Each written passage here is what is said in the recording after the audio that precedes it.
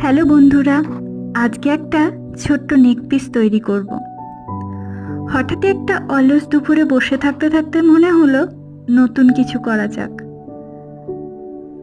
আর আমি নতুন কিছু করলে অবশ্যই সেটার ভিডিও করি। সব সময় হয়ে ওঠে না, কিন্তু চেষ্টা করি ভিডিওটা করার, যাতে আমি কাজগুলো তোমাদের সাথে শেয়ার করতে পারি। এই কাজটা শেষ অবধি দেখো, আশা করি তোমাদেরও ভালো লাগবে।